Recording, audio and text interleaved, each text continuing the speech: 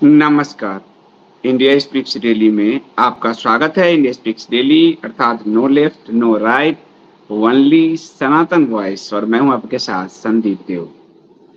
Bharatiya Janata party लगातार तनाव से गुजर रही है, गहरे सदमे से गुजर रही है और गहरे दबाव से गुजर रही है, जिस कारण भारतीय जनता पार्टी के बयानों में, उनके कृत्यों में कई सारे विचलन देखने को मिल रहे हैं। हाल में 3 घटनाएं ऐसी हुई, और हाल ही मतलब कल में, जो आपको बताएगा कि भारतीय जनता पार्टी कितने गहरे दबाव से जूझ रही है। और यह स्वाभाविक भी है, क्योंकि भारतीय जनता पार्टी केंद्र में भी 10 साल से है, मध्य प्रदेश में वो करीब 18 साल से ऊपर से है। तो उसके ये दबाव झेलना पड़ेगा, और इस दबाव के कारण भारतीय जनता पार्टी वह सब कर रही है जो आपको इंडिया स्पीक्स डेली के दर्शकों को आज से 5-6 महीने पहले हम बता चुके थे। पहली घटना अगर यदि आप देखेंगे तो आपको मध्य प्रदेश के चुनाव का जो टिकट है वो आपको समझ में आएगा कि भारतीय जनता पार्टी कितने गहरे दबाव में, कितनी गहरी जनता के गुस्से का सामना कर रही है। दूसरा घटना अगर आप देखेंगे तो देखेंगे प्रधानमंत्री नरेंद्र मोदी राजस्थान में भी गहरे दबाव में नजर आ रहे हैं, और जिन हिंदुओं के गले कटे उनके नाम पर वोट मांग रहे हैं, जबकि हिंदुओं के गले काटने वाले इनके कार्यकर्ता थे, और हिंदुओं के गले जब कट रहे थे तब ये चुप थे। तो दूसरी घटना आपको ये नजर आएगी। और तीसरी घटना आएगी कि पुनः हिंदू वोट को अपनी तरफ खींचने के लिए नुपुर को जो उतारने जा रही है, जो मैंने 5-6 महीने पहले कहा था। और हिंदुओं के जो गले कटे, इस पर भी मैंने आपको उसी वक्त कहा था, जून जुलाई का समय है, कि उस पर ये वोट मांगेंगे। इंडिया स्पीक्स डेली की दोनों बातें सही हुई। नुपुर को भी प्रमोशन एक्टिविटीज में उतारा जा रहा है, यानी डूबते को तिनके का सहारा। और इस तिनके के सहारा में हत्या से लेकर, गले हिंदुओं के गले कटने से लेकर, मध्य प्रदेश में मंत्री उतारने से लेकर, और एक का जो आपका प्रवक्ता जिसको उठाकर बाहर फेंका था, उसके लिए वो उसको उसकी ब्रांडिंग से लेकर हर तरीके आजमाए जा रहे हैं। राजनीति है तो अपनी तरफ से वो ठीक कर रहे हैं, पर हम जनता उसका सही विश्लेषण करेंगे कि वो कितना गलत कर रहे हैं। तो आप मेरे साथ बने रहिए, और मैं आपको बारी बारी से एक एक न्यूज की ओर ले चलता हूं। तब तक वीडियो को लाइक करिए, चैनल सब्सक्राइब कर लीजिए, शेयर कर लीजिए, और ज्वाइन बटन के जरिए चैनल को बचाए रखिए। कंटेंट का छोटा सा मूल्य होता है, वो जरूर चुकाइए डिस्क्रिप्शन में और आपके पिन कमेंट में, और जो स्क्रीन पर दिया हुआ है। मैं इस प्रोमो के बाद लौटता हूँ।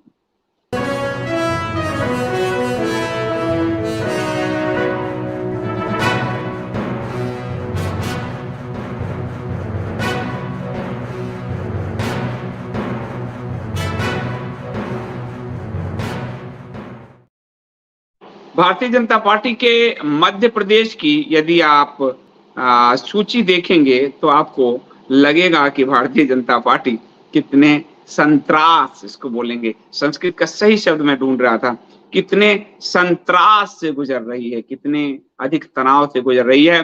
भारतीय जनता पार्टी ने अपनी दूसरी सूची जारी कर दी है, और इसमें 39 या 39 उम्मीदवारों की सूची में 7 सांसदों को टिकट दिया है, जिसमें 3 केंद्रीय मंत्री हैं।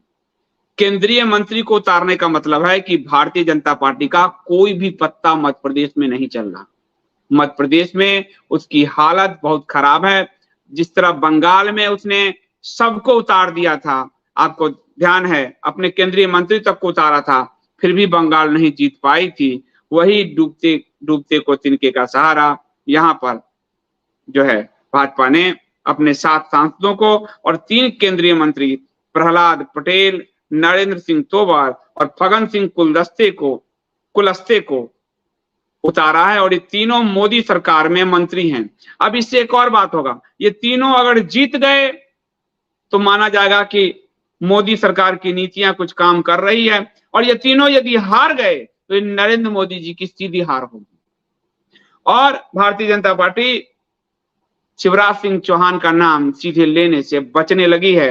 यानी एंटी इनकम्बेंसी में जो गुजरात फैक्टर काम करता था हमेशा कि नरेंद्र मोदी खुद तो रहते हैं, बाकी सबको बदल देते थे जितने विधायक हैं, तो विधायक लोगों का जो गुस्सा होता था, अरे विधायक को बदल दिया मोदी जी ने, अब दूसरे लाए, उनको फिर वोट मिल जाता था, फिर अगले 5 साल में कोई काम नहीं करते, फिर विधायक बदल देते। तो ये उनका टैक्टिस गुजरात से लेकर यूपी सब जगह चलता रहा। दिल्ली के तो एमसीडी में सारा पुराने सबको बदल दिया और जीत गए। फिर इस बार वही किया, लेकिन क्लिक हर बार नहीं करता, हिंदू धीरे धीरे समझने लगा है। तो 7 सांसदों को टिकट दिया, जो सांसद यानी नरेंद्र मोदी सरकार में, यानी ये भी 7 सांसद भी हार गए। तो मोदी सरकार पर रेफरेंडम माना जाएगा मध्य प्रदेश का चुनाव। ये सिर्फ शिवराज सरकार पर नहीं, मोदी सरकार पर रेफरेंडम माना जाएगा मध्य प्रदेश का चुनाव, क्योंकि 7 सांसद जो लोकसभा के हैं, 3 मंत्री जो मोदी सरकार के हैं, और ये तीनों मंत्री नाम बताया मैंने, प्रहलाद पटेल, नरेंद्र सिंह तोमर और फग्गन सिंह कुलस्ते, इनको आप जो है उतारा गया है। और ये अपने आप में अजूबा है कि केंद्रीय मंत्री और सांसद विधानसभा को चुनाव लड़ रहे हैं बंगाल की तरह। सोचिए कितने दबाव में गहरे धसी हुई है। हिंदू समझने लगा है कि हिंदुओं को ये ठगते हैं, ये भ्रमित करते हैं, सारी योजना पासमानदाओं को के लिए चलाते हैं और महाकाल को भी पासमानदाओं के लिए खोलते हैं। वहां भ्रष्टाचार मध्य प्रदेश में अगर आप देखेंगे तो एक पर एक भ्रष्टाचार हुए, थोड़ा बहुत भ्रष्टाचार नहीं हुए हैं। मैं आपको मध्य प्रदेश के कुछ भ्रष्टाचार के बारे में भी मैं चाहूंगा कि आपको बताऊं, ताकि आप समझे कि मध्य प्रदेश में बड़े पैमाने पर भ्रष्टाचार हुआ है। और ये भ्रष्टाचार आप 18 साल के शासन में व्यापम सहित 23 भर्ती परीक्षा घोटाले हो चुके, 23 भर्ती परीक्षा घोटाले मध्य प्रदेश में हो चुके। भ्रष्टाचार की सीमा पार 18 साल में 23 भर्ती घोटाले, यानी हर साल से भी ज्यादा एक भर्ती घोटाला। और व्यापम के घोटाले में संघ के नेता तक इन्वॉल्व थे, गहरे धसे हुए थे। संघ के एक नेता का जो आप लोगों से डिलीट किया गया, जनता से हटाया गया, वो दस्तावेज मैंने खुद देखे हैं। एक ऐसा नेता संघ का बड़ा कद्दावर, जिसके प्लेन का टिकट वही दलाल कराता था जो दिग्विजय सिंह के प्लेन का टिकट कराता था। दिग्विजय सिंह और कांग्रेस को जो फंड करता था वो संघ को फंड करता था। ये आंखों देखी बता रहा हूं आपको, और ज्यादा करेंगे तो उनके नाम भी बता दूंगा। संघ का नेता, उनको और उन संघ के नेता के नाम कहां कहां तक नहीं गहरे डूबे हुए। संघ मिलकर भ्रष्टाचार करता है भाजपा से। आप ये मत सोचिए भाजपा पॉलिटिकल पार्टी है और वो सांस्कृतिक पार्टी ना, संघ सम्मिलित भ्रष्टाचार का व्यापम उदाहरण है, व्यापम घोटाला उदाहरण है। अभी हमारे मित्र सुरेश चिपलुनकर जी ने, वो मध्य प्रदेश से, उन्होंने लिखा है कि 26,000 स्कूलों में अभी तक अस्थायी बिजली कनेक्शन नहीं है। 18 साल के शासन में 26,000 स्कूलों में अभी तक बिजली कनेक्शन अस्थायी नहीं है, और 29,000 स्कूल बंद हो चुके हैं। और ये गुजरात मॉडल मोदी जी का एक और है, हरियाणा में भी आ रहा है। हर सरकारी स्कूल बंद होगा भविष्य में, और प्राइवेट स्कूलों को ठेका मिलेगा। वो जो लैंड है सरकारी का, कल को जिस तरह से ये आपको विनिवेश कर रहे हैं सरकारी कंपनियों का, उसी तरह स्कूल का विनिवेश होगा। और बड़े धन्ना सेठों को, बड़े बड़े कॉर्पोरेट को वो लैंड, स्कूल के लैंड मुफ्त रेवरी में बांटे जाएंगे। इसलिए सरकारी स्कूल्स बंद हो रहे हैं। आपका पूरा जो आरक्षण आदि जब जो हो रहे हो, ये सब देख रहे हो आप लोगों के साथ ये क्या करने जा रहे हैं, आप देख लेना इस बात को।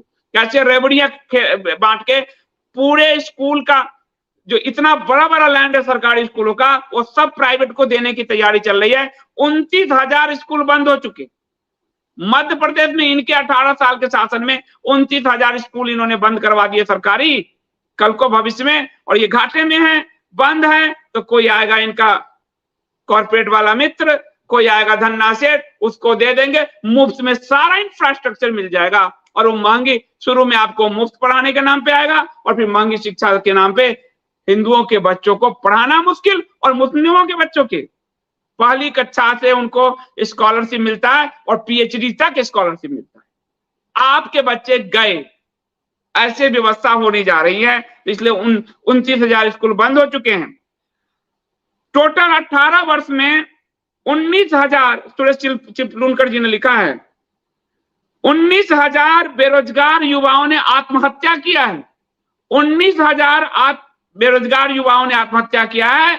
इसमें सब हिंदू है, 99% हिंदू ही है, तथाकथित हिंदूवादी सरकार और हिंदूवादी चमचे।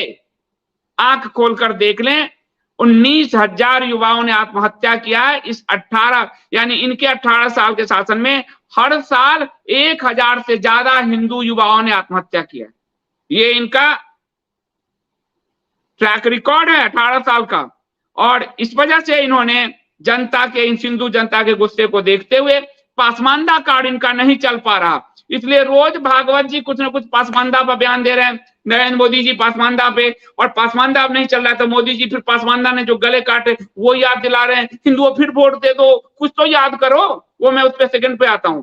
तो पासमानदा कार्ड चल रहे हैं, पासमानदा कार्ड के कारण हिंदू और बिदक रहा है, 300 योजनाएं चल रही उनकी, और जो है पासमानदा कार्ड जब क्लिक नहीं हो रहा है, हिंदू समझ रहे हैं कि ये चीट कर रहे हैं, तो इनके पास बड़े बड़े कैबिनेट मंत्री उतारने के अलावा कोई चारा नहीं था। ये अजूबा भाजपा करने जा रही है और शिवराज सिंह चौहान की विकल्प भी तलाश रही है ताकि सत्ता बचाई जाए।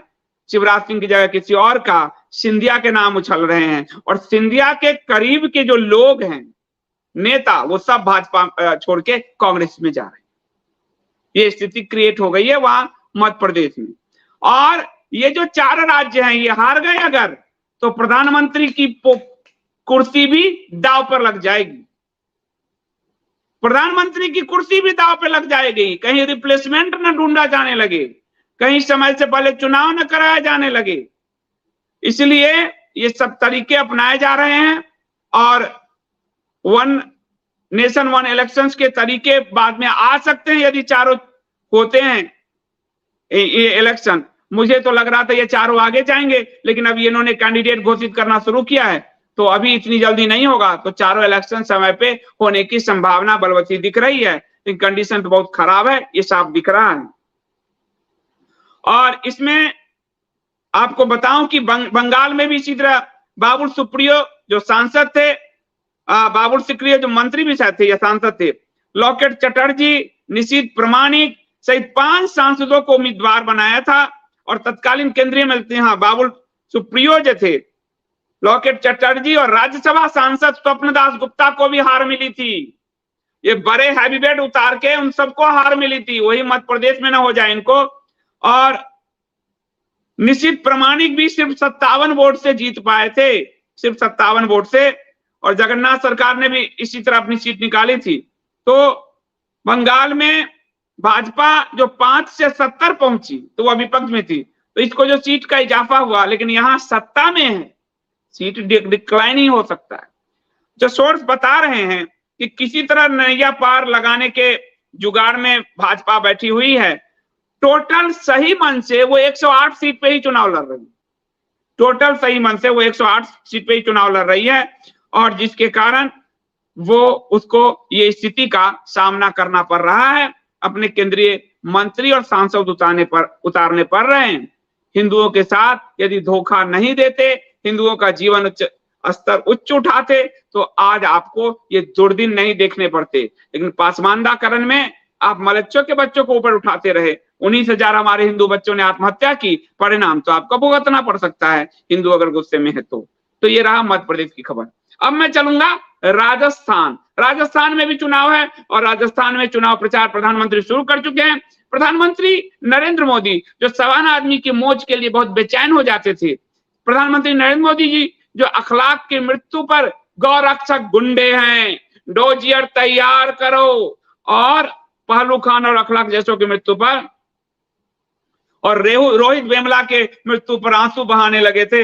एक दलित मां का बेटा, जबकि वो दलित नहीं था, साबित हुआ था। प्रधानमंत्री भी फेक न्यूज फैला रहे थे। वो प्रधानमंत्री नुपुर शर्मा के मामले में, जब नुपुर शर्मा को पार्टी से निकाला गया और नुपुर शर्मा को निकाला गया एक टीवी डिबेट में हमारे शिवलिंग को फवारा कहा मलेच्छों ने, जिसको G20 की बैठक में प्रधानमंत्री और उनकी टीम ने सचमुच मलेच्छों की बात को मानते हुए विदेशियों की स्वागत में हमारे भगवान शिव को फवारा बनाकर पेश कर दिया। मलेच्छवाद इनके अंदर इतना डीएनए में घुस चुका है। भागवत जी ठीक कहते हैं इनका डीएनए और मलेच्छ का डीएनए एक है, तो घुस चुका है। तो उस मामले में जब फवारा कहा तो नुपुर शर्मा ने कुछ बोला, नुपुर शर्मा को कतर के कहने पे बाहर निकाला। अब नुपुर शर्मा की राजनीति और भाजपा की राजनीति हिंदू नहीं समझ पाते, और जो हिंदू बिल्कुल ही दिहाड़ी मजदूर की तरह इनके लिए खटते हैं, सोशल मीडिया पर खटते रहते हैं, अपना डाटा फूंक कर, अपने पैसे फूंक कर, अपने परिवार को समय देने की जगह इन पर समय देकर सब कुछ लगाते हैं। उस हिंदुओं की इनको क्या चिंता? बंगाल में हिंदू मरा, मणिपुर में मरा, दिल्ली में मरा, इनको क्या चिंता? हिंदुओं ने नुपुर शर्मा के पक्ष में कोई प्रोफाइल फोटो लगाया, कोई आई सपोर्ट नुपुर शर्मा लिखा, फेसबुक पर लिखा, जगह जगह लिखा। उसमें हिंदुओं के करीब 6 हिंदुओं के गले काटे गए सीरिया स्टाइल में 2022 में। पहली बार इतिहास में स्वतंत्रता के बाद हिंदुओं के इतनी बड़ी संख्या में निर्ममता से रेता गया गला, बिल्कुल ही मलेच्छवाद अब्राहमिकवाद के तर्ज पर। ये कितना अमानवीय था, कितना दर्दनाक था। इस पर प्रधानमंत्री नहीं बोले, मोच पर बोले, सवाना के इस पर नहीं बोले। लेकिन जब वोट मांगने का समय आया तो उस हिंदू के कटे गले को ये कैश करने निकल गए। इतना अमानवीय प्रधानमंत्री मैंने इतिहास में नहीं देखी। अमानवीय, जब जरूरत थी तब उस परिवार को मदद नहीं की, जब जरूरत थी तब बोले नहीं। आज वो टिकट भी दे देंगे उस परिवार को। ये इस हद तक हिंदुओं का भावनात्मक शोषण करते हैं, इमोशनल अत्याचार करते हैं हिंदुओं। अब कहा कि सोमवार को भोपाल में भाजपा कार्यकर्ताओं के महाकुंभ, तो जयपुर में परिवर्तन संकल्प को उन्होंने किया। कहा कि जयपुर में कांग्रेस सरकार पर आतंकियों और अपराधियों पर मेहरबान होने की बात किया। कहा जहां किसी का गला काट दिया जाए और सरकार असहाय रहे, वहां निवेश कैसे होगा? जहां किसी का गला, हिंदू भी नहीं बोला यहां कि जहां हिंदुओं का गला काटा जाए। हिंदू सबसे इतनी चिढ़ है इनको, ये बात पुरी के शंकराचार्य जी कह चुके हैं कि हिंदू शब्द से इनको पूरी तरह से भाजपा संघ को चिढ़ है। वो सिर्फ कैश करते हैं। जहां किसी का गला काटा, वो कन्हैया का गला कटा, उसका वोट कैश किसी का संकेत देके और किसी का गला काटा जाए, ये कंफ्यूजन क्रिएट करके। जिसने काटा वो आपका पासमानदा था और आपका कार्यकर्ता था, उसका फोटो दिखा दो।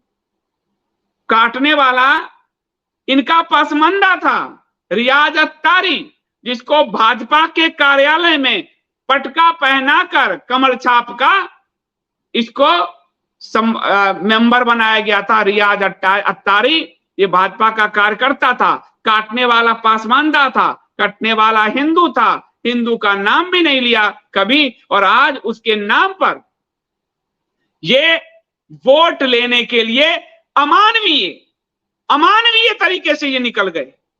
ये मुझे ये न्यूज मुझे अमरदीप ने भेजा, मैं एकदम मतलब क्रोधित हो गया और इस पर मैंने एक ट्वीट लिखा। अब जो है इस पर ट्वीट नहीं लिखा, मैं इसके बाद बताता हूं कि मैंने उस पर लिखा कि मैंने मैंने ट्वीट लिखा इस पे, और वो ट्वीट मैं एक बार कहूंगा अमरदीप को भेजता हूं दिखाने के लिए। ट्वीट तो एक्स हो गया, इसको ढूंढने में भी मुझे XY हो जाता है। तो मैंने उस पर लिखा कि मैंने आपसे पहले ही कहा था कि ये इसके नाम पर वोट मांगेंगे, और ये आज उसके नाम पर वोट मांगने निकल पड़े। अब देखिए, ये मैं आपको ये मैं ट्वीट कहूंगा दिखाने के लिए, आप इसको देखिए और कितना अमानवीय है। आपको पीड़ा होगी कि किस तरह से भारत के प्रधानमंत्री हिंदुओं की मौत पर चुप्पी साध लेते हैं जब उनके पासमानदा और वो भी कार्यकर्ता हिंदुओं का गला काटता है, लेकिन उसको वोट में कैश करते हैं। यहां भी हिंदू नाम नहीं लेते, लेकिन हिंदू मूर्ख, इस पे मुझे बहुत सारे आए गाली देने, और जो तर्क नहीं कर सकता, गाली नहीं, उसको मैं ब्लॉक कर देता हूं, क्योंकि वो 300, 400 या 150 फॉलोअर्स वाले, वो IT सेल वाले ठेके पे बिना फोटो के लगा के भेजा जाता है। मैंने लिखा प्रधानमंत्री के इस बोल वचन यानी जहां काटा जाए गला वहां निवेश कैसे हो, तो आप एक बार और ध्यान से देखिए, गुजरात में 1 महीने में 5 हिंदुओं के गले काटे गए। 1 महीने में कि 5 हिंदुओं के गले काटे गए, और आज ये गुजरात में निवेश ला रहे हैं। गुजरात में दंगे हुए, हिंदू अपनी शोभा यात्रा नहीं निकाल पा रहा। इनके हर बात झूठ साबित हो रही है। देखिए, प्रधानमंत्री के इस बोल वचन सिद्धांत से मैंने लिखा, जिस पार्टी का कार्यकर्ता हिंदुओं का गला उतारे उसे हिंदू वोट फिर क्यों दे? जब जहां गला कटे वहां कोई निवेश नहीं आए, तो जिस पार्टी का कार्यकर्ता ही गला उतारे उस पार्टी को वोट क्यों दे हिंदू? और कार्यकर्ता का फिर फोटो दिखा दो, गला उतारने वाला इनका कार्यकर्ता। उल्लेखनीय है कि उदयपुर के कन्हैया लाल का, इसी को फोटो रहने दो, गला भाजपा अल्पसंख्यक मोर्चा के सदस्य रियाज अत्तारी ने उतारा। उतारा शब्द ही बोलता हूं, नहीं तो बैन कर देते हैं। मैंने कहा था, ये मैंने लिखा कि नुपुर शर्मा प्रकरण के बाद हिंदुओं के लगातार उतरते गले पर मौन प्रधानमंत्री एक दिन उसी उतरते गले पर वोट मांगेंगे। आज ये मेरी बात सत्य साबित हुई। जो कहा वो हुआ। यही है जर्नलिज्म, यही है जर्नलिज्म। क्योंकि इनकी पूरी, मैंने लिखा, इनकी पूरी साइकोलॉजी अब हिंदू समाज को समझ में आने लगा, और मुझे ही नहीं, पूरे हिंदू समाज को यह समझ में आने लगा है। और ये नुपुर शर्मा को भी चुनाव में उतार कर इसका लाभ लेने का प्रयास करेंगे। आज से 5-6 महीने पहले कहा, तो ये स्थिति आपको आज दिख रही है।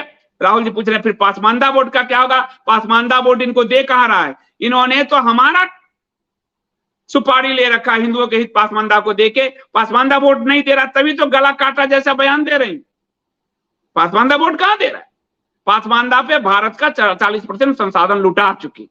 अब देखिए, जितना हिंदू मरेगा, जितना हिंदू डरेगा, उतना ही भाजपा को वोट करेगा। अयोध्या में कार सेवकों के संघार से देखिए कौन सी पार्टी आगे बढ़ी, और कार सेवकों का संघार करने वाले, गोली चलाने का आदेश देने वाले तत्कालीन मुख्यमंत्री को पद्म विभूषण दिया, और तत्कालीन सरकारी अधिकारी को अयोध्या के उसी ट्रस्ट में प्रमुख स्थान दिया। कार सेवकों की हत्या से कौन सी पार्टी आगे बढ़ी? देखिए, गोधरा में हिंदुओं के संघार, गोधरा में जो 59 हिंदू मारे गए, उनके संघार से कौन सी पार्टी आगे बढ़ी?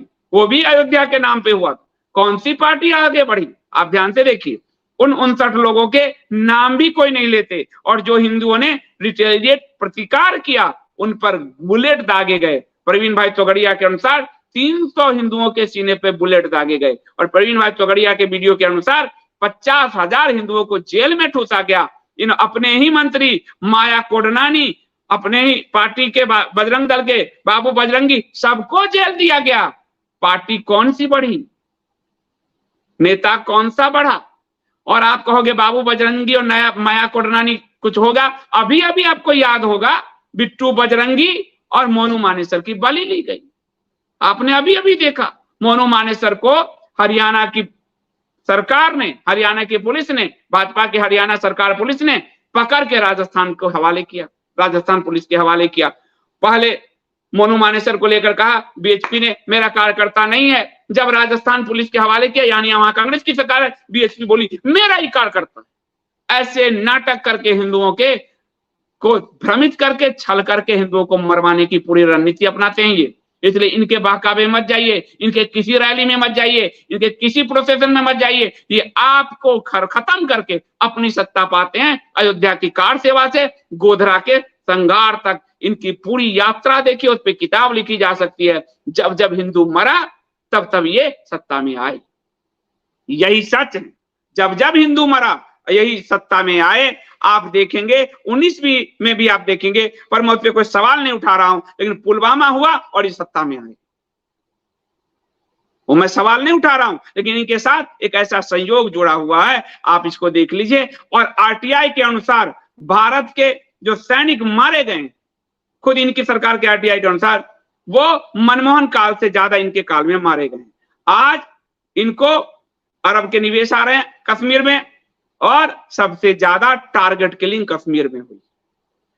21 से 22 हिंदू मारे गए टारगेट किलिंग में जब जब हिंदू मरता है इनकी सत्ता मिलती है, इनको सत्ता मिलती है। यही इनका ट्रैक रिकॉर्ड है।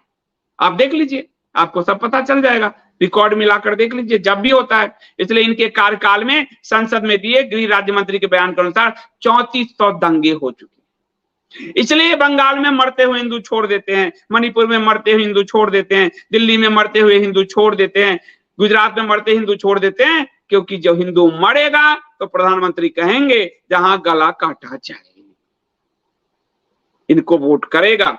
तो आप देखिए अयोध्या के कार सेवकों के संघार से हिंदुओं, गोधरा में हिंदुओं के संघार तक भाजपा के बढ़ने का यही कारण था और कोई कारण नहीं। हिंदू मृत्यु पर भाजपा के फूल खिलते हैं। इसलिए बंगाल हो, मणिपुर, नूह, दिल्ली, गुजरात, पालघर, हिंदुओं के उतरते गले और अपने कार्यकाल में हुए 3400 से अधिक दंगे पर प्रधानमंत्री की चुप्पी रहती है, और जिसके मायने यह होते हैं कि इस चुप्पी को तब बोला जाएगा और चुनाव में कैश किया जाएगा। ये मैंने ट्वीट किया है और यही सत्य है। आप आंकड़े उठाकर देखिए, जहां जहां भाजपा आई है वो हिंदुओं के सब पर आई है, और हिंदुओं के सब को भुलाकर पासमानदाकरण की मिठाई खाई है, खा रही है। और ठीक है, ये स्वयं प्रधानमंत्री ने टीवी पर कहा था गुजरात में पुलिस फायरिंग में हिंदू ही अधिक मारे गए, रिकॉर्ड संग बिल्कुल मारे गए। और सत्ता किसको मिला आप सोच कर। इसलिए आप इस पार्टी के ट्रैक रिकॉर्ड चेक कीजिए, हर मृत्यु पर यह पार्टी बढ़ती है, हर हिंदू के मृत्यु पर यह पार्टी बढ़ती है। यही इसका सत्य है। जब ये सत्ता में नहीं होती हिंदू नहीं मरते उतना, लेकिन जब ये सत्ता में होती है या सत्ता में जब या विपक्ष में भी होती है तो ये मूवमेंट चलाती है हिंदुओं के नाम पे, वहां हिंदू मरते हैं। जब ये सत्ता में होती है तो सत्ता को बचाए रखने के लिए मूवमेंट चलाते हैं, वहां हिंदू मरते हैं। आज नूह में इतने साल कहते हैं पांडव के समय से ये हो रहे हैं, आजादी के बाद वो नूह और मेवात में मुस्लिम जनसंख्या है, लेकिन पहली बार दंगे हुए किसके शासन में? डबल इंजन की सरकार में, हिंदू मारे गए। यही इनकी रणनीति है। आप डरेंगे, आप मरेंगे, तो आप डरते हुए हिंदू वोट करेंगे। और इसलिए आपको ये चकल्लस रचकर मास्टर स्ट्रोकवादी, सरकारी यूट्यूबर, सरकारी पत्रकार, ये IT सेलिए आपको डराते हैं, क्योंकि तुम डरोगे तो हमें ही तो वोट करोगे। तो ये राजस्थान से थी खबर। अब हम चलते हैं दिल्ली से खबर।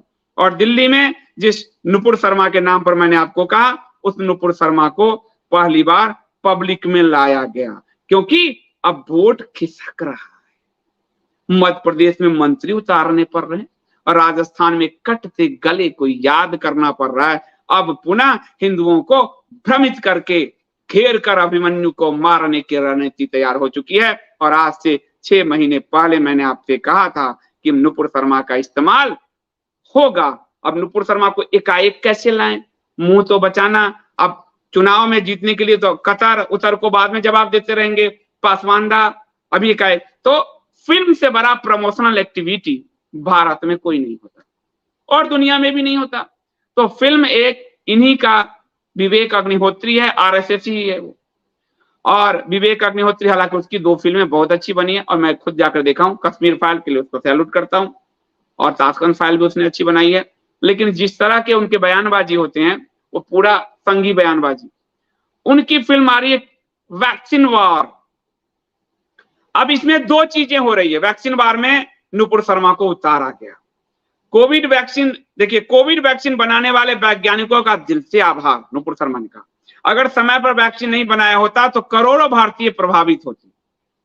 विवेक अग्निहोत्री जी का आभार कि उनकी फिल्म को, उनकी कहानी को फिल्म के माध्यम से वो सामने लाए। अब आप यहां ध्यान से देखिए, यहां से लॉन्च पैड तैयार हो चुका, यानी अब पब्लिक प्रेजेंस धीरे धीरे लाके जो भूले हैं उसको पुनः उभारा जाएगा और कहा जाएगा मास्टर स्ट्रोकवादी, देखा भाजपा ने बचाया था, देखा भाजपा ने सुरक्षा दी रखी थी, देखा तुम लोग जो पॉपकॉर्न की तरह उछलते हो, भाजपा इनको लाई, भाजपा ने इनको सम्मान दिया, फिर से कतर को जवाब दिया, फिर से यहाँ के मलच्छों को जवाब दिया। ऐसे आपको उलझाकर और वोट लेगी। साध्वी प्रज्ञा के साथ जो किया, वोट ले लिया, साध्वी प्रज्ञा को बाद में उसको कोने में साइड कर दिया। यही बात होने जा रहा है।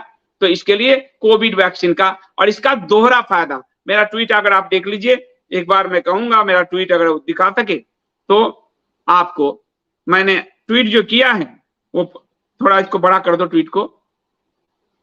ये कहा इनके नाम पर कन्हैया लाल, उमेश कोले, किशन भरवाड़ थोड़ा पहले मर चुके थे वो नहीं, धर्म साहू, निशांक राठौर, शानू पांडे, प्रवीण नेतारो, ये 6 नाम याद रखिए इतिहास के लिए। हिंदू हैं आप, हिंदुओं के गले उतारेगा सीरिया की तरह, नाम याद रखिए। कन्हैया लाल, उमेश कोले, धर्म साहू, निशांक राठौर, शानू पांडे, प्रवीण नेतारो। और जहां जहां कटा, ये जो अभी कह रहे हैं जहां कटेंगे गले, कन्हैया लाल राजस्थान, उमेश कोले महाराष्ट्र, इन्हीं की सरकार थी। धर्म साहू बिहार, विपक्ष की सरकार थी। निशांक राठौर मध्य प्रदेश, इनकी सरकार थी। शानू पांडे उत्तर प्रदेश, इनकी सरकार थी। प्रवीण नेतारो इनका ही कार्यकर्ता, कर्नाटक में इन्हीं की सरकार थी और इसी के कारण कर्नाटक से इनकी सरकार गई, इन्हीं की सरकार थी। प्रधानमंत्री कैसे अर्ध सत्य बोलते हैं ये आपको दिखाया। राजस्थान में ही सिर्फ नहीं कटा, राजस्थान में काटने वाला इन्हीं का कार्यकर्ता था, बाकी सारे भाजपाई प्रदेश में कितने अर्ध सत्य बोलते हैं। इसलिए मैंने कहा कि प्रधानमंत्री पद पर किसी को इस तरह से अर्ध सत्य बोलते मैंने नहीं सुने थे। इतनी लंबी पत्रकारिता हो गई और लंबी चुप्पी के बाद 2024 में भाजपा हिंदुओं का भावनात्मक दोहन करने के लिए इन्हें चुनाव में उतारने जा रही है। इसके लिए फिल्म प्रमोशन से अच्छा और क्या तरीका हो सकता है। वैसे भी यह उस वैक्सीन के प्रमोशन पर फिल्म है जिसमें इस महामारी के साजिशकर्ता बिल गेट्स का वैक्सीन पूरे भारत में साहब ने आपूर्ति की। पूरी दुनिया के मीडिया लिख रही है इसको, सब लिख रहे हैं। फेसबुक आदि यार पे नहीं बोल सकते, यहां भी नहीं बोल सकते, बोल दिया मैंने, जिसके कारण बैन लगता है। बिल गेट्स को लेकर पूरी दुनिया की मीडिया लिख रही। और यहां आपको 2 वैक्सीन थे, कोवैक्सीन और कोविशील्ड।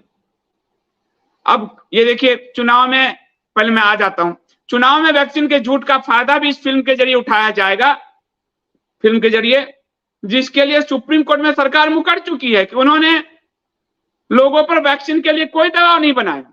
सुप्रीम कोर्ट में कहा कोई दबाव नहीं बनाया, लेकिन उसका फायदा लेने के लिए उतार दिया। लेकिन चुनाव में कहा जाएगा वैक्सीन ने ही आपको बचाया, मामाराम ने आपको बचाया, सुल्तान ने आपको बचाया। और जैसा कि विवेक अग्निहोत्री और नुपुर शर्मा आज कह रहे हैं। अब आपको फैक्ट दिखाता हूं, एक फैक्ट आप लोगों को कम पता है कि आपको उसके बाद इस जो स्क्रीनशॉट है इसमें सुप्रीम कोर्ट का जो है वो भी जरा दिखाओ, स्क्रीनशॉट जो है रिपब्लिक वर्ल्ड का। आपको धीरे धीरे एक एक चीज समझाता हूं। 2 वैक्सीन बने भारत में, एक कोविशील्ड, एक कोवैक्सीन। पहली बात, सबको मैक्सिमम लोगों को कोविशील्ड लगा, यानी व्यवसाय बिजनेस मिला कोविशील्ड को, आधार पूनावाला के साथ। ये देखिए, ये आप पहले आपको दिखाता हूं। Government can't be held liable for death from Covid vaccine, centre ने सुप्रीम कोर्ट में कहा था। आज प्रमोशन करने के लिए नुपुर और विवेक अग्निहोत्री उतरे हैं। आप देख रहे हो, ये दोहरा चरित्र आपने देखा। अब आगे उसके नीचे जो है आते जाओ, जो है ये पीपुल वॉइस दिखा दो, ये भी है, ये इसके बाद दिखाओ, नहीं पीपुल वॉइस दिखाओ एक बार। पीपुल वॉइस आपको दिखा रहा हूं दुनिया में, फिर मैं आपको राज बताऊंगा, उससे पता ही होगा आपको, लेकिन फिर भी दिखाऊंगा। उसी नीचे से आते जाओ। और बिल गेट्स उसी न्यू वर्ल्ड ऑर्डर का है जिस न्यू वर्ल्ड ऑर्डर में ACYPL आता है, जहां की ट्रेनिंग 93 में प्रधानमंत्री जी ने ली थी, हमारे मोदी जी ने। और उसी ACYPL की ट्रेनिंग नुपुर शर्मा का भी है, जो आज वैक्सीन का प्रमोशन कर रहे हैं। ACYPL सर्च कीजिए, नहीं तो कंटेंट फॉर चेंज में जाइए और जाकर न्यू वर्ल्ड ऑर्डर ढूंढिए, NWO, और उसमें सारा कुछ पाइए। नहीं, ये छुपा रुस्तम में होगा, छुपा रुस्तम में होगा, आप सारा कुछ पाइए। ये देखो, ये वाला नहीं मिल रहा, ये दिखा दो एक एक करके, आपको दिखेगा। Millions demand Bill Gates is arrested for crimes against humanity after Covid profiting expose the people voice. मुझे लग रहा है अमरदीप के कंप्यूटर में कुछ थोड़ी गड़बड़ी भी है। ये देखिए, millions demand Bill Gates in arrest for, ये पूरी दुनिया में, पूरी दुनिया में। अब आपको जो कोविशील्ड लगा है, ये बिल गेट्स की कंपनी, इसको घुमाया गया, रूट किया गया, आधार पूनावाला के लैब को इस्तेमाल हुआ और आधार पुणे को फंड किया बिल गेट्स ने, और पूरे देश की जनता को कोविशील्ड लगाया। ठीक है, और उसके बाद आपको देखिए नीचे, अब नीचे आ जाओ, और बिल गेट्स ने हमारे प्रधानमंत्री को, बिल गेट्स फाउंडेशन ने पुरस्कार भी दिया। ये नहीं, दूसरा नीचे आ जाओ, इसको बंद कर दो, पुरस्कार वाला फोटो जो है, ग्लोबल गोलकीपर का अवार्ड भी दिया स्वच्छ भारत प्रोजेक्ट के लिए। जब बिल गेट्स को बैन था इंडिया में, बैन, हर्षवर्धन जो था हमारा मंत्री, यही मैंने पहली बार कहा था बैन लगा था, उसने प्राइम मिनिस्टर से मिलाया और इसके सारे बैन हटते चले गए। 2009 में हमारी आदिवासी बच्चियों को बांझ बनाने का प्रयोग किया था बिल गेट्स ने। टीका कौन सा, जो ह्यूमन पेपल एचपीवी वायरस का टीका जो है लगवाया, और अब एचपीवी वायरस का वही टीका ये सरकार मस्ट कर रही है, सबकी बेटियों को लगेगा। देख लीजिए, Bill Gates foundation gave PM Modi global goalkeeper award for स्वच्छ भारत। तो कैसे ब्रांडिंग होती है, अवार्ड से कैसे प्रोडक्ट बेचे जाते हैं और भारत के जनता को दांव पे लगा जाता है। अब ध्यान से देखते जाइए।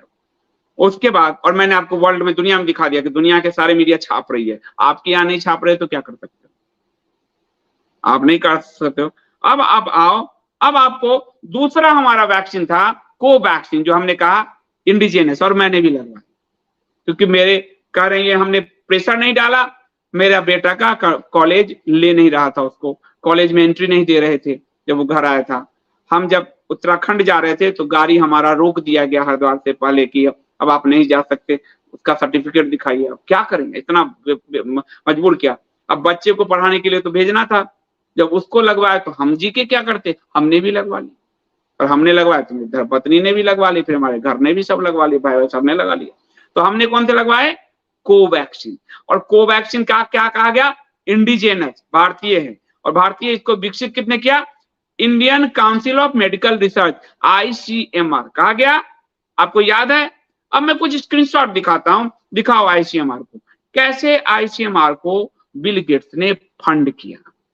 Indian council of medical research को नवंबर 2022 में ग्लोबल डेवलपमेंट डिवीजन जो है, और इसने फंड किया 6,92,150 डॉलर। देख रहे, सरकार की एजेंसी को फंड कौन कर रहा है, बिल गेट्स, और आपको कहा जा रहा है सरकार हमारे इंडिजिनस बन रहे। आगे का दिखाओ आपको, और ग्लोबल डेवलपमेंट के नाम पर ये हुआ आगे। अब एक जेंडर इक्वलिटी के नाम पे किया गया। आप देखते जाइए आपके क्या क्या हो रहा है, देखते जाइए। जुलाई 2022 $1 लाख। अब देख लीजिए, उसके बाद किसको, Indian council of medical research को, सरकारी संस्था जिसने कोवैक्सीन बनाई। आप देखते जाइए, आगे बढ़िए। नवंबर 2017, और पीछे चलते हैं, Indian council of medical research को ग्लोबल हेल्थ के नाम पर $14,49,729 फंड किया गया। आगे बढ़िए, आगे। Indian council of medical research को जुलाई 2018 $42,16,625 $42 लाख फंड किया गया। आगे बढ़िए, इधर यही सीरम इंस्टीट्यूट आधार पूनावाला का आपको कोवैक्सीन नहीं, कोविशील्ड के लिए जो फंड किया सीरम इंस्टीट्यूट को दिसंबर 2021 में $42,51,550 बिल गेट्स ने। अक्टूबर 2020 को उससे पहले $40 लाख। ऐसे आपके जीवन पे बिल गेट्स से छाया हुआ है, इसलिए अवार्ड दे रहा है। देखते जाइए। उसके बाद जो भारत बायोटेक है, जो आईसीएमआर ने डेवलप किया कोवैक्सीन, जिस भारत बायोटेक इंटरनेशनल के जरिए, आईसीएमआर के सारे रिसर्च में भी बिल गेट्स के पैसे हैं, और एम्स में भी लगा रहा है। और अब जो आईसीएमआर ने फॉर्मूला विकसित करके भारत के उसको दिया, भारतीय indigenous company Bharat biotech international limited को, तो उसको फंड किया कि नहीं बिल गेट्स ने। अब देखते हैं नवंबर 2019 19 करोड़ 51,000 लाख 1,99,50,062 $1,99,50,062 डेट 2015 में भी इसी इंस्टीट्यूट को इंडिजिनस को $1,85,00,000 जिसने कोवैक्सीन विकसित किया, जिसको कहा गया इंडिजिनस है, मोदी जी ने विकसित कर दिया। देखिए, और ये सब आपको बिल गेट्स के वेबसाइट में मिलेगा। अब आगे आते हैं आईसीएमआर को, जिसने रिसर्च ये फार्मूला दिया, हमारा गवर्नमेंट एजेंसी है, उसको $6 मिलियन बिल गेट्स ने, मिलिंडा गेट्स फाउंडेशन ने पिछले 5 साल में फंड कर चुकी। और आप कह रहे हैं हमारे को तो इन्होंने बचाया। कैसे किया गया पूरी दुनिया लिख रही है। आपको इसका एक इंपैक्ट और दिखाता हूं। डबल वैक्स दिखाना जरा, ये double wax and double boost, Biden double vaccine लगाए गए, डबल बूस्टर के बाद भी कोरोना हो रहा है। ये कुछ नहीं आपको जो है, और आपको कहा गया पहले 100% ये टीका सुरक्षित है, उसके बाद धीरे धीरे ये 39 और 30% पे आ गए। जैसे जैसे कितना बड़ा घोटाला किया गया आप देख लीजिए। उसको प्रमोट कर रही हैं अभी ACYPL trainee Nupur Sharma. ACYPL से ट्रेंड हो चुके हमारे प्रधानमंत्री 93 में हैं, और विवेक अग्निहोत्री। और हमको आपको दिखाया जाता है double vaxxed and double boosted Jill Biden tested positive for Covid again. तो कोरोना टीका किलर काम कर रहा था। जब अमेरिका के राष्ट्रपति जो है, उसकी फर्स्ट लेडी पत्नी को ही ये जब, तो हमारी आपकी क्या विसात है। ये कहानी है इस पूरी दुनिया की। मानवता रोती रही, पैसे वाले पैसे बनाते रहे, चुनाव में प्रचार करते रहे, सब हमारे और आपके जीवन को दांव पर लगाते रहे। बात ध्यान से सुन लीजिए, आप अपने परिवार के लिए महत्वपूर्ण हैं, आप अपने जीवन के लिए महत्वपूर्ण है। किसी नेता के पीछे अपने जीवन को बर्बाद मत कीजिए। कोठारी बंधुओं ने किया था, वो गुजर गए, उसके एवज में मुलायम सिंह और नृपेंद्र मिश्रा को पुरस्कार मिल गया। नृपेंद्र मिश्रा को पीएमओ में, नियम बदल के पीएमओ में बैठाया गया, और अब राम मंदिर ट्रस्ट में उनको बैठाया गया। जब गोलियां चली थी तो वो यूपी सरकार के प्रधान सचिव होते थे। और मुलायम सिंह यादव, उनको दिया गया पद्म विभूषण। मास्टर स्ट्रोक बाद ने कहा भाजपा जीतेगी तो यादव वोट चाहिए ना। गोली चलाने वाले को यादव वोट में कन्वर्ट करते हैं, तो नृपेंद्र मिश्रा उस अधिकारी से कौन सा वोट चाहिए था। ये अवार्ड दिया गया उनको।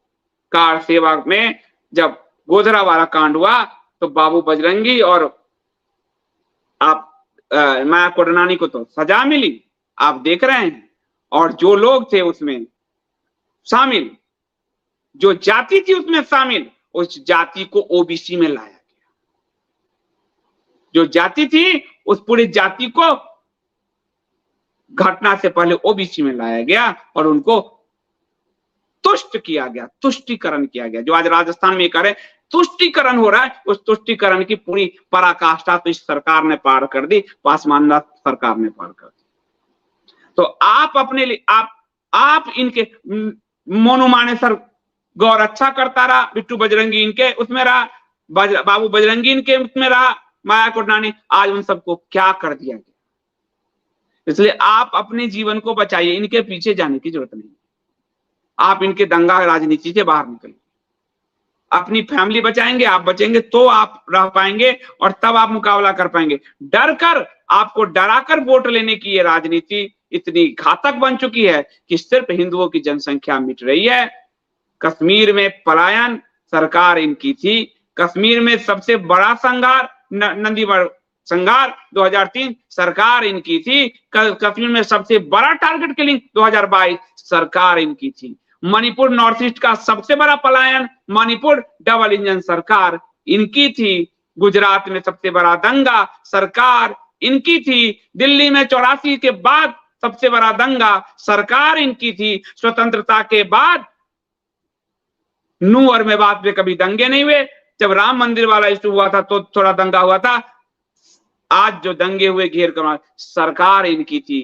कब तक आंख पर पट्टी बांधे रहोगे? आंख की पट्टी उतार दो, मामला समझ में आ जाएगा आपको। और जो बच्चियों को बांझ करने का दोषी हो भारत में, उसको उसकी फंड से आपके जीवन को दान दिया जा रहा है।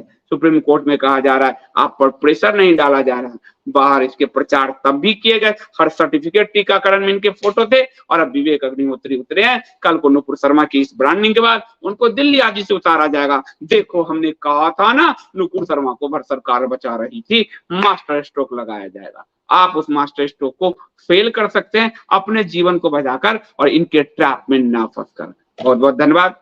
आप क्वेश्चन आंसर पूछ सकते हैं।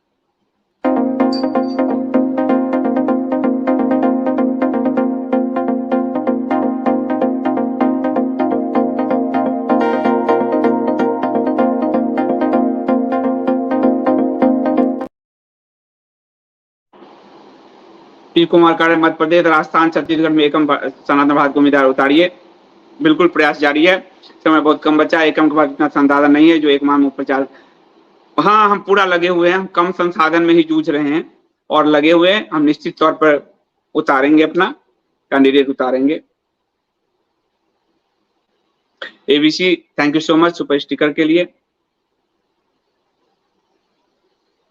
सुनीता त्यागी जी धन्यवाद। जब जब हिंदू मरा ये सत्ता में आई, इस पर किताब लिखने का साहस भी संदीप जी आप ही लिखेंगे, हमें आप पर पूरा विश्वास है।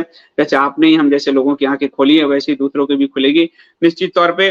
मेरी धर्मपत्नी कहती है श्वेता देव कि 2013 में तुमने एक पुस्तक लिखी थी इनको लाने के लिए, और अब इनकी विदाई के लिए भी तुम ही पुस्तक लिखोगे, जो वो कह रही है। और इसी से स्पष्ट होता है कि मैं निष्पक्ष हूं। इसी से स्पष्ट होता है कि कांग्रेस की भी उतनी बड़ी आलोचना मैं करता हूं जितनी बड़ी इनकी किया। हिंदू हित की पत्रकारिता, सनातन हित की पत्रकारिता करता हूं। इसीलिए मैं वस्तुनिष्ठ पत्रकारिता करता हूं। ना मैं लेफ्ट हूं, ना मैं राइट हूं, ना मैं भाजपा हूं, ना मैं कांग्रेस हूं, ना मैं कम्युनिस्ट हूं, ना जनता दल सेकुलर टेन। मैं सिर्फ सनातन की आवाज हूं। सदानंद भट्ट जी नमस्ते एंड जय Shri Ram. Please keep half of your broadcast on nationwide activities of ESBD and half of time on news on BJP and Congress. मेरा पूरा प्रयास चल रहा है और मैं अपना ब्रॉडकास्ट भी कई दिन तो छूट जाता है, आप देखते होंगे। कई दिन तो मेरा हो ही नहीं पाता पार्टी की बैठक के कारण, और अभी भी पार्टी की बैठक चल रही है हमारी, तो हमारी रात दिन काम एक्टिविटीज वहां भी चल रही है। और कांग्रेस भाजपा दोनों को मैं समान रूप से ही एक्सपोज करता हूँ। तो ये दोनों काम चल रहा है क्योंकि जनता को जागरूक करने में इंडिया स्पीक्स की एक बड़ी भूमिका है। 2 दिन में नहीं आता हूँ, लोग सवाल करने लगते कहाँ हो आप, कहाँ हो कहाँ हो, तो इसलिए यहाँ आना पड़ता है। और पार्टी बनाने में भी हम सबका मेहनत कर ही रहे हैं अंकुर जी के नेतृत्व में। शिवान शर्मा जी करें कर्नाटक में अपने कार्यकर्ता नेताओं की पत्नी को एक नौकरी न दे पाए वो बीजेपी पार्टी कभी हिंदुओं का हित नहीं कर। बिल्कुल सही बात है। जो अपने कार्यकर्ता की पत्नी की नौकरी स्थायी नहीं कर पाया, जिसका गला कटा, वो आपका गला बचाएगा? अरे किस धोखे में हो भाई। कर्नाटक की हिंदू जनता समझ गई थी तभी, उसके पास विकल्प नहीं थे, इसलिए वो मरी हुई कांग्रेस को, और वो भी हिंदू द्रोही कांग्रेस को चुना।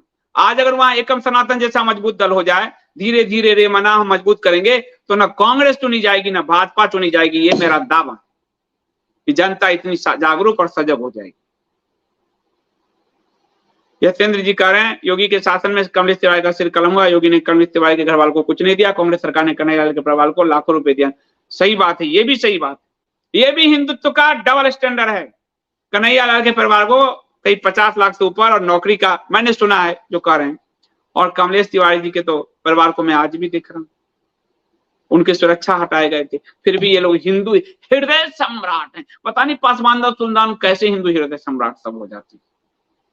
यूपी में भी समाजवादी पार्टी के समय से अधिक मलेच्छ तृप्तिकरण योगी आदित्यनाथ जी ने किया, और ये बात किसी और ने नहीं कहा, योगी आदित्यनाथ जी ने यूपी के विधानसभा में ये बात खुद अपने मुख से व्यक्त किया कि सपा आदि से ज्यादा हमने अल्पसंख्यकों का भला किया, ये रहा आंकड़े। ये योगी जी ने खुद कहे हैं, हम तो वही कह रहे हैं जो ये लोगों ने कहा है, हम तो अपने मन से कुछ कहते भी नहीं। सुमित मिश्रा जी बहुत बहुत धन्यवाद, thank you so much. PN धन्यवाद। Why Hindu fail to understand, ये हिंदू सिर्फ इनको समझने में नहीं, गांधी और नेहरू को समझने में भी धोखा खाया था। भारत का जब विभाजन हुआ तो हिंदू बैठे हुए थे, वो पुस्तक मैंने लिखी है कि गांधी बचा लेंगे, क्योंकि गांधी ने कहा मेरी लाश पर पटेगा भारत, और जिस टेबल पर भारत का विभाजन हो रहा था गांधी उस पर बैठे थे। विभाजन के विरोध में मिनट मिनट पर जो आदमी भूख हड़ताल करता हो, अनशन करता हो, विभाजन के बाद पर उसने एक भूख हड़ताल एक अनशन नहीं किया। यही दिखाता है कि अंग्रेज के लाए हुए लोग थे जिन्होंने विभाजन को स्वीकार किया। एक कांग्रेस का कार्यकर्ता जेल नहीं गया, एक कांग्रेस का कार्यकर्ता सड़क पर नहीं उतरा।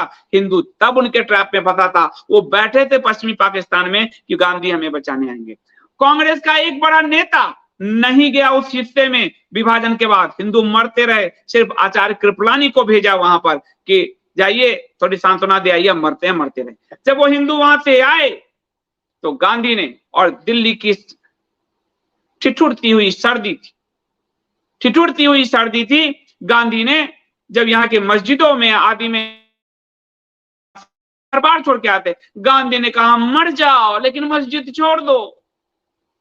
इस गांधी नेहरू ने रेडियो पे आकाशवाणी पर बोल बोल कर इनको वापस रोका। अंबेडकर ने साफ कहा था कि विभाजन की जो विभीषिका में जब तक आबादी का पूरी तरह से अदला बदली नहीं होता, पूरे हिंदू इधर नहीं आते, पूरे मुस्लिम उधर नहीं जाते, ये नासूर, ये सांप्रदायिकता का नासूर बना रहेगा। और आज उसी अंबेडकर के नाम पे पंचतीर्थ बनाने वाले सबसे ज्यादा इस्लामिक तुष्टिकरण कर, सबसे ज्यादा मलिच्छ तृप्तिकरण कर रहे हैं। ये स्थिति है भारत की। हर किसी ने, हर नेता ने हिंदुओं को ठगा है। गांधी से लेकर मोदी तक एक ही लाइन पर वो चला है, और वो लाइन है पासमानदा इस्लाम तुष्टिकरण, तृप्तिकरण, संतुष्टिकरण जो कहा।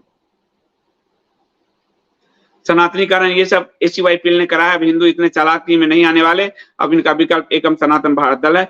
ये विकल्प तभी बड़ा बन सकता है जब सनातनी हिंदू इसमें डोनेट करे, चंदा दे। हर पार्टी डोनेशन से ही बड़ी होती है। हर पार्टी में डोनेशन ही का ही सिस्टम होता है पार्टी को चलाने का, और कोई दूसरा सिस्टम नहीं है। लेकिन यहाँ विदेशी फंड नहीं आ सकते। इन लोगों ने अपने विदेशी फंड लिए और 2018 में बिल लाकर अपने विदेशी फंड बचा लिए। इन लोगों ने बॉन्ड लाए, 1-1 करोड़ के 10,000 बॉन्ड छपे। किसके पास गए आप सोच सकते हो। और यहाँ बड़े बड़े कॉर्पोरेट, इनको कॉर्पोरेट टैक्स में छूट दिया जाता है, जिनके लिए बिजनेस तैयार किए जाते हैं, उनके पैसे आ रहे हैं। हमारे पास तो आम हिंदू, गरीब हिंदू, आम मध्यवर्गीय हिंदुओं का ही चंदा आएगा। इसलिए आप लोग कम से कम हर महीने अपनी आमदनी का कुछ हिस्सा एकम सनातन भारत दल को ट्रांसफर करो। एकम सनातन भारत.org वेबसाइट पर ये डिटेल दिया हुआ है, आप स्कैन करो, बैंक से जरूर कुछ ना कुछ 10 रुपए ही अपने चंदा, अपनी मेहनत का कुछ पैसे डालो, ताकि आपकी मेहनत से आपकी पार्टी खड़ी हो सके। शक्तिमान शर्मा जी धन्यवाद। आपकी बात बिल्कुल सही है। हिंदू श्राप ही दे सकता है, और श्राप तो महादेव के मंदिर के ध्वंस के बाद से ही श्राप पड़ना शुरू हो चुका है। Thank you Gargi ji, Sandeep ji, you are my our teacher, नमस्ते। बहुत बहुत धन्यवाद। आप सबके कारण मैं ये सच बोल पाता हूँ। सच सुनने वाले अगर नहीं होते, जिस तरह पहले 4000 लोग सुनते थे और सब भाग खड़े हुए, अरे ये तो हमारे सुल्तान को। एक कहानी आती है कि एक राजा था, तो राजा जो था वो बड़ा अहंकारी था। एक जुलाहा उनके दरबार में आया, डिजाइनर, ड्रेस डिजाइनर। उसने कहा राजा जी, मैं आपके लिए ऐसा वस्त्र बनाऊंगा जो दुनिया में किसी राजा ने नहीं पहनी। बोले वाह, लेकिन एक शर्त है। क्या? जब मैं वो वस्त्र बनाऊंगा तो कोई उस वस्त्र को देखने ना आए। और उसकी दूसरी शर्त है कि वस्त्र उसे ही दिखेगा जो 100% प्योर शुद्ध होगा, जो बेईमान नहीं होगा, जो भ्रष्ट नहीं होगा, जो झूठ नहीं बोलता होगा, उसे ही वो वस्त्र दिखेगा, नहीं तो किसी को नहीं दिखेगा। अब वो राजा ने कहा बहुत अच्छा, उसको दे दिया, ठाठ से रहने लगा, मस्त होकर रहने लगा, मस्त होकर रहने लगा। राजपाट में खाता पीता, मज करता, नाच देखता, जो भी होता, सारा यासी। जब भी कोई कहता तो कहता वस्त्र बन रहा है। एक दिन उसने कहा वस्त्र बन गया, राजा को ले गया, राजा को कहा वस्त्र उतारिए। राजा ने देखा यहाँ तो कुछ है ही नहीं हुई, और उसने अपने तामझाम ऐसे दिखाए, बड़ी दरबार में राजा के वस्त्र उतरवा दिए और तामझाम कहा पहना दिया। अब राजा कहे मैं झूठ बेईमान, मुझे दिख ही नहीं रहा। मंत्री कहे मैं भी झूठ बेईमान, मुझे दिख ही नहीं रहा। सारे दरबारी करे अरे मैं भी झूठ बेईमान, इसलिए मुझे नहीं दिख रहा। तो सब चुप।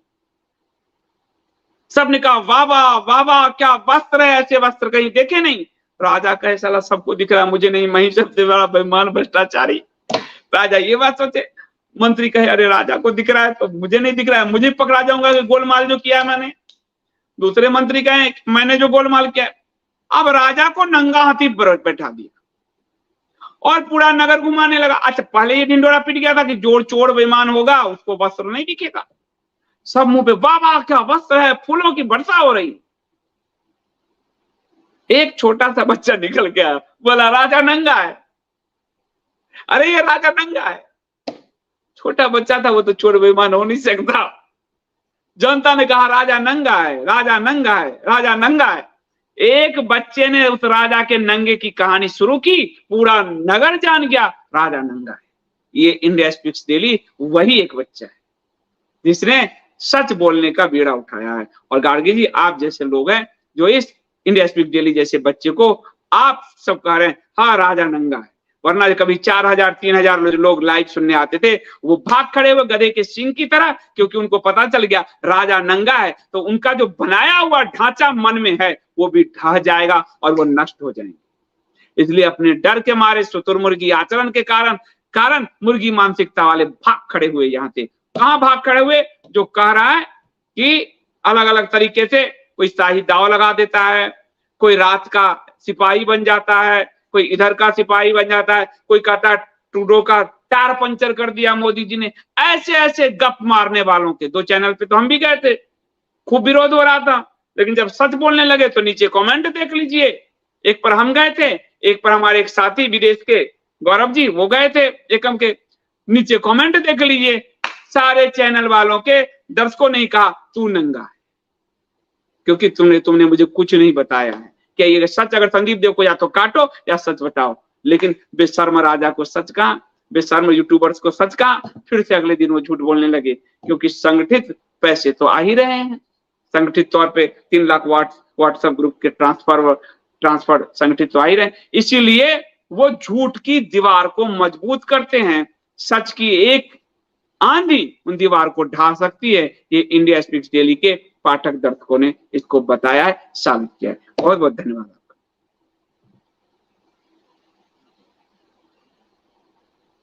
शक्तिमान जी कहने सर ये ढोंगी जी शिवलिंग पे हाथ धोया था, आपके विचार?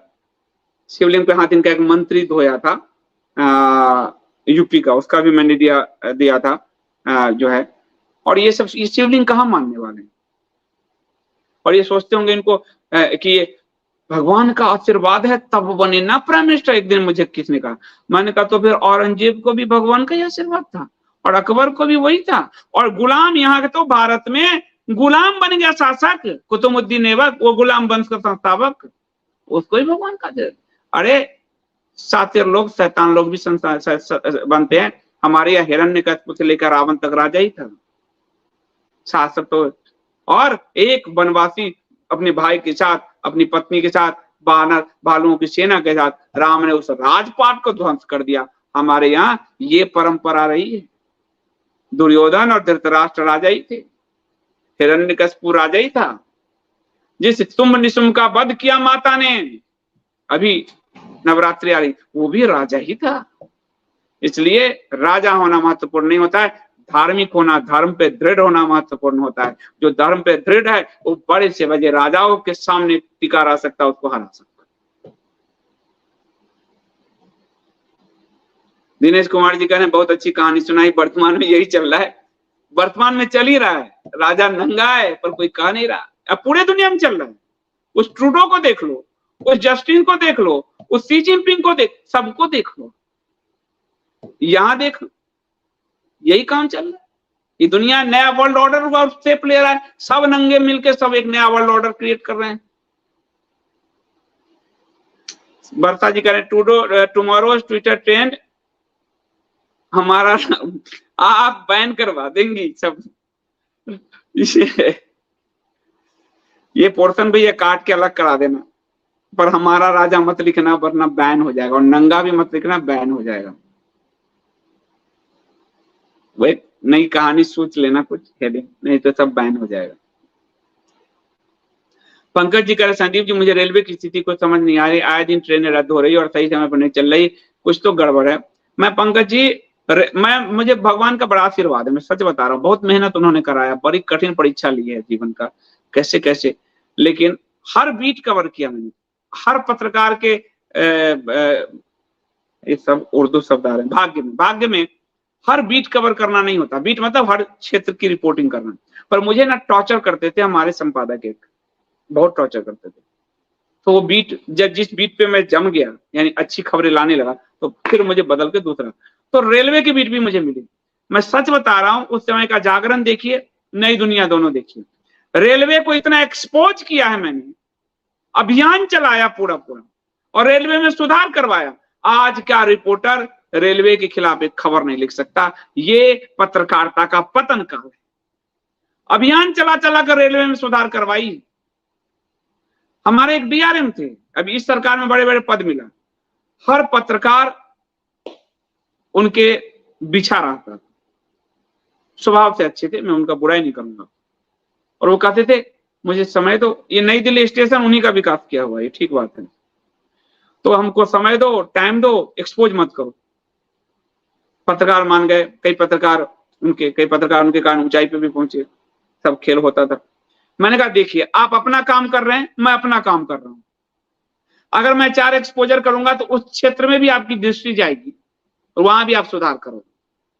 उस समय क्या हुआ, रेलवे नीर करके जल आता है, उसके प्लांट की भी मैंने रिपोर्टिंग की, तो उस रेलवे नीर के नाम पर एक बहुत बड़ा माफिया तंत्र रेलवे में पसर गया, और जो घोटाले करता था, अब कैसे घोटाले करता था, मैं गया तो ये जो आरओ के पानी भर भर के, और ये सब पानी, और दिल्ली में एक इलाका है पूरा पश्चिमी दिल्ली में, वहां पूरे प्लांट लगा रखे हैं, वो पानी भर भर के और रेलवे को सप्लाई करता था, और वो सप्लाई होता था 5 रुपए में, रेलवे के ठेकेदार को 5 से 7 रुपए में, और वो बेचता था 20 रुपए में। तो पूरा रेलवे नीर का असली गया और नकली लोग पी रहे हैं। ये मैंने सीरीज कर दी। वो कह रहे थे मैं दिल्ली के विकास में लगाऊंगा, तुम ये करो। मैंने कहा लोग मर रहे हैं, लोगों के पेट में दर्द हो रहा है, ये भी विकास कर लो। लेकिन उन्होंने काम किए, भले मुझे पसंद नहीं करते थे, लेकिन उन्होंने काम किए, इसलिए मैं पीठ पीछे भी बड़ाई कर रहा हूं। पूरा नेटवर्क ध्वस्त किया। तो मैं ऐसी ऐसी रिपोर्टिंग कर चुका हूं। ये जो कहते 14 के बाद बोल रहे हो, इन्होंने जीवन में केवल गन माइक पकड़े, कुछ काम तो किया नहीं, और बाद में ये 14 के बाद ये कुकुरमुत्ते पैदा हो गए सोशल मीडिया पे। और आज किसी पत्रकार में हिम्मत नहीं कि रेलवे के खिलाफ अभियान चला दे। खाना रेलवे का घटिया से घटिया हो चुका है।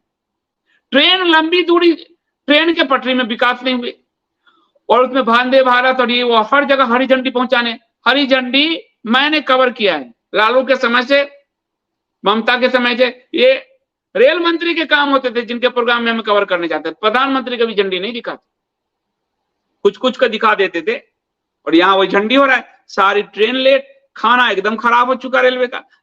जो IRCTC है, जो खाना सप्लाई का पूरा काम है रेलवे का सरकारी, उनके खिलाफ कितना अभियान चलाया मैंने, खाने में कितने सुधार कराए हमने। आज पत्रकारिता किया है, बड़ा गर्व से किया है, महसूस होता है मुझे कि वो पत्रकारिता का दौर था। ये पत्रकारिता का पतन काल है पूरा। उस समय पेटीकोट पत्रकार बड़ी संख्या में थे, ये जो बड़े एडिटर लेवल के जितने हैं पेटीकोट पत्रकार, लेकिन रिपोर्टिंग करने वाले भी रिपोर्टिंग करते थे। तो पत्रकारिता के लिए समय था। आप जब एक्सपोज करते थे, मंत्री तक का हम बयान लेते थे कि बताओ तुम्हारे खिलाफ ये एक्सपोजर है। मंत्री को फोन करते थे, बयान दो, मेल करते थे बयान दो, और बयान देता था, नहीं देता तो हम छापते। मंत्री को मेल किया गया, फोन किया गया, उसने बयान नहीं दिया, अगले दिन फिर आता था उसका बयान। और आज न मंत्री बोल सकता, न संतरी बोल सकता। पत्रकारिता का इससे बड़ा पतन काल क्या होगा? 6000 करोड़ के विज्ञापन में पत्रकारिता बिक गई, पूरी तरह से बिक गई। ज्योतिर्मय दास जी बहुत बहुत धन्यवाद, thank you so much YouTube member बन के चैनल को बचाए रखने के लिए। यूट्यूब को जितना पैसा जाएगा वो चैनल बचा रहेगा, तो ज्वाइन बटन से भी आप लोग मदद करते रहिए। यूट्यूब के पास भी थोड़े पैसे पहुंचते रहना चाहिए। गौतम कुमार जी, क्योंकि यहाँ ज्यादा व्यूज नहीं होता तो यूट्यूब को पैसा नहीं मिलेगा, तो इसलिए वो उसको भी थोड़ा पैसा मिलता रहे। Malech strength is local level, Malvi connecting every Friday with local and centrally connected with Jamia। We need such networking। था हमारा नेटवर्किंग। आज ही गौतम जी मैंने दोपहर में बताया गुरुद्वारा के नेटवर्क ने कनाडा को कैसे लिया। हमारे उस नेटवर्क को स्वतंत्रता के बाद कांग्रेस और तमिलनाडु जो इंडोमेंट एक्ट लेकर आई, और जिसे मोदी सरकार ने पूरा उत्तराखंड का मंदिर भी उसी तरह हड़पा, ये हमारे मंदिर के नेटवर्क को तोड़ा गया। वरना मंदिर का ही ये नेटवर्क था। जब 1857 की क्रांति मेरठ में हुई, मंगल पांडे ने की, ये विद इन सप्ताह 10 दिन लाहौर तक सूचना पहुंच गई। न सोशल मीडिया था, न टीवी था, न कुछ था। और अंग्रेजों ने तभी कहा कि इस मंदिर के नेटवर्क को ध्वस्त करना आवश्यक है। और उसके बाद 67-68 में अंग्रेज लॉ लेकर आए। अंग्रेज के समय 2 या 3 लॉ मरे। स्वतंत्रता के बाद काले अंग्रेजों ने 32-33 कानून बनाकर हमारे मंदिरों को हड़प लिया, मंदिर के पूरे नेटवर्क को तोड़ दिया। मंदिर के नेटवर्क के कारण 1857 की क्रांति सफल हुई थी। हमारे पास ही नेटवर्क था, और इसीलिए एकम सनातन भारत दल ने यह ठाना है मंदिर मुक्ति अभियान। मंदिर मत अभी हिंदुओं को नहीं समझ में आ रहा है, लेकिन हिंदू आपका बहुत बड़ा इकोसिस्टम, आपका बहुत बड़ा फंड जनरेशन सिस्टम, आपका गुरुकुल, आपका अस्पताल, आपका जो धर्मा चिकित्सालय होते हैं, आपके आर्ट एंड कल्चर, आपकी पूरी सभ्यता और संस्कृति रिवाइव हो जाएगा यदि मंदिर आपके पास आ गए। ये इतना बड़ा आंदोलन है, इसमें हमें आपका सपोर्ट चाहिए, हम इसको लेकर रहें। Rajesh ji, I want to talk to you on phone if possible for you. Rajesh ji आप कर सकते हैं, मुझे एक बार मैसेज कर दीजिएगा, व्हाट्सएप कर दीजिएगा या टेलीग्राम कर दीजिएगा, और फिर हम बात कर लेंगे। बिल्कुल बात कर लेंगे, आप मुझे टेलीग्राम कर दीजिएगा। तो सबका बहुत बहुत धन्यवाद, थैंक यू सो मच। आप सब पधारे, और मैं कल आपके बीच आऊंगा। आंख खुले रखिए, क्योंकि आप बचेंगे तो आपका परिवार बचेगा, वरना आपको ये अपने स्वार्थ में धकेल कर आपके परिवार को कमलेश तिवारी और प्रवीण नेतारू के परिवार जैसी स्थिति में लाना चाहते हैं। बचिए, आप हैं तो ही आपके लिए दुनिया है। ब्रह्मांड के इस केंद्र में आप हैं, यही सनातन धर्म है, इस बात को याद रखिएगा। बहुत बहुत धन्यवाद, शुभ रात्रि, जय श्री कृष्ण। मिलता हूं मैं कल दोपहर 3 बजे।